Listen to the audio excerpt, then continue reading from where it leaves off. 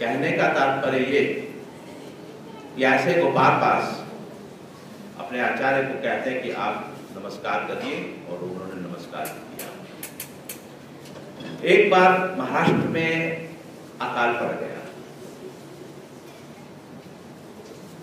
तब तो सारा का सारा जो खेती बाड़ी का होता था ऊपर इंद्र देवता पर ही निर्भर था।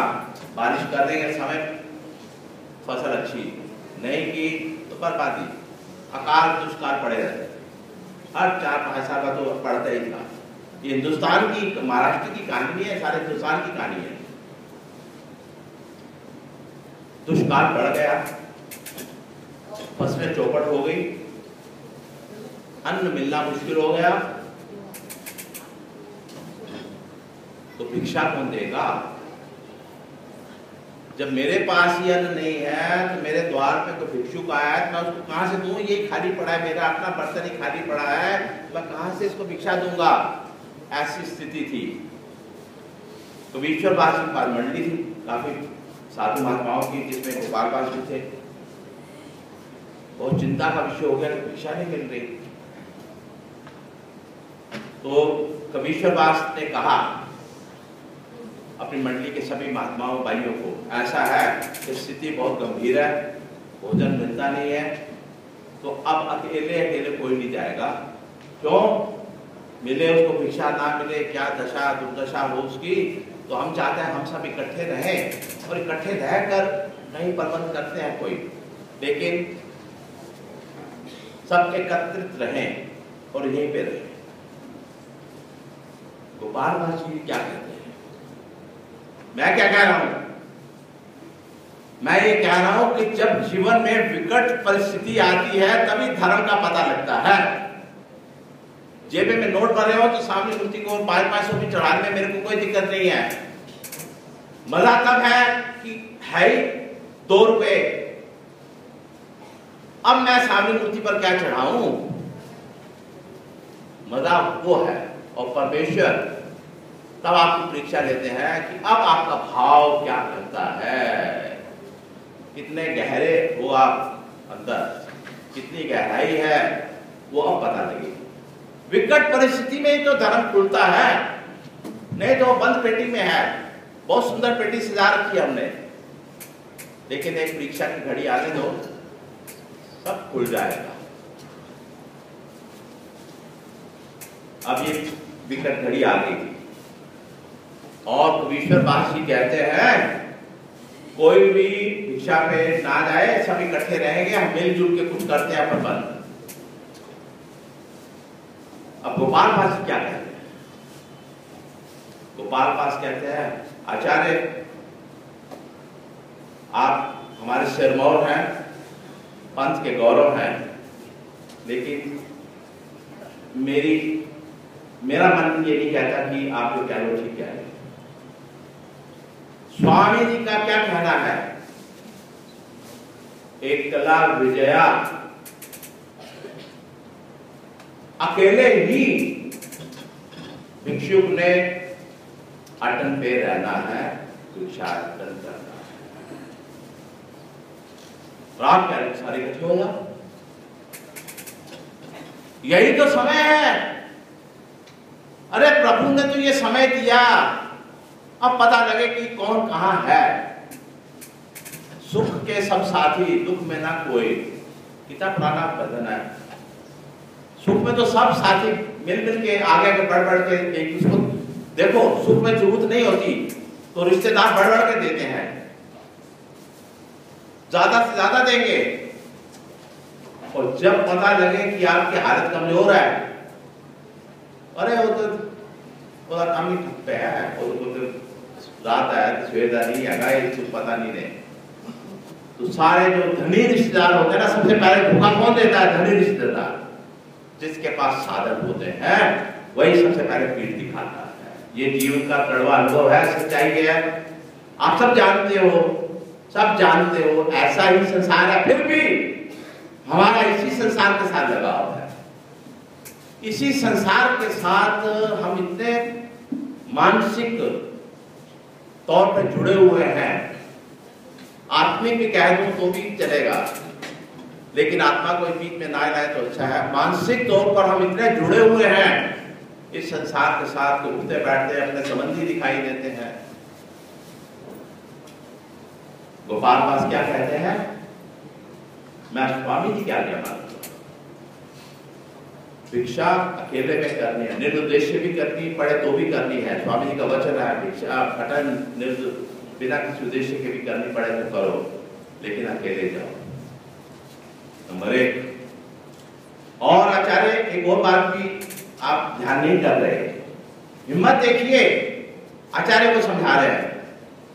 कवीश्वर पाल जैसे उच्च कोटि के आचार्य, विद्वत्ता के जो शिखर पर हैं हमारे, उनको कहते हैं कि स्वामी जी का क्या वचन है कि गोदावरी तीर पर अटल करना है। तो गोदावरी तीर से तो आपको वंचित कर रहे हैं, जब अटल ही नहीं तो गोदावरी तीर पे जाना कैसे रह गया। और नदी तट पर बैठकर भिक्षा भोजन करना है, ये स्वामी जी का कथन है। नैवेद्य दिखाते हुए परमेश्वर को, अपने साधन दाता को नैवेद्य दिखाते हुए नदी तट पर बैठकर भोजन ग्रहण करना है। आचार्य मैं यहां नहीं रहूंगा, और ये कहकर दंडवत प्रणाम करके वो अकेले निकल गए। तो ईश्वर दास देखते रहे। ये है चर्यावंत, ये है आचरणवंत, जिन्होंने धर्म के साथ सिर्फ बौद्धिक रिश्ता नहीं जोड़ा, अपनी जिंदगी को भी जोड़ दिया। हमारे में से कितने हैं जो धर्म के साथ अपनी जिंदगी को जोड़ते हैं? बुद्धि को जोड़ देंगे, चित्त विलास भी करेंगे, चर्चा भी बड़ी करेंगे, लंबी लंबी पोथियां भी करेंगे। जिंदगी को जोड़ा है क्या आपने परमेश्वर के साथ? मजा तो वो है, इसको बचा कर रखा हुआ है, ये डिपार्टमेंट अलग है। मेरा सुख दुख, मेरा जीवन वो अलग चीज है, इसको धर्म में मत लाना। धर्म में लाना तो चर्चा करते हैं, आओ पोथी खोलो, फलानी टीका निकालो, फलानी, उसमें पूरे दिन निकाल देंगे। और समय की परीक्षा की घड़ी पे सबसे पहले वही भागेंगे। गोपाल दास दंते, उन्होंने अपना तन, जो कहते तन मन धन, सबसे पहले उन्होंने अपने तन को निछावर किया, अकेले निकल गए भिक्षा पर। भिक्षा मिलनी कहाँ थी? गांव तो सूखा पड़ा हुआ था, भिक्षा देनी किसने थी? भूखे रहते रहते कहता उनका शरीर एकदम जना जैसे हड्डियों का ढांचा बनने लगा। 4 दिन खाना, 4 दिन, मैं तो अपने ऊपर बता रहा हूं कि एक दिन का भोजन ना मिले तो क्या हालत होती है। मैंने अनुभव भी किया, करना पड़ गया ऐसी अवस्था में। एक दिन अच्छा भोजन नहीं मिला, बाकी सब कुछ है, पेट भरने को फल फूल सब कुछ है, लेकिन क्या नहीं तक भैया ना रोटियां तो सारी गलत रोटियां।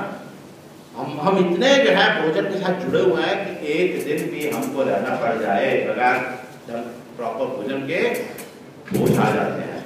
तो पता लगता है अरे भैया मैं को आज दोपहर का खाना नहीं मिला, रात का नहीं मिला, दोपहर को भी सलाद खा ली, रात को भी किसी तरह अपना नमकीन चमकीन खा कर अपना गुजारा कर लिया।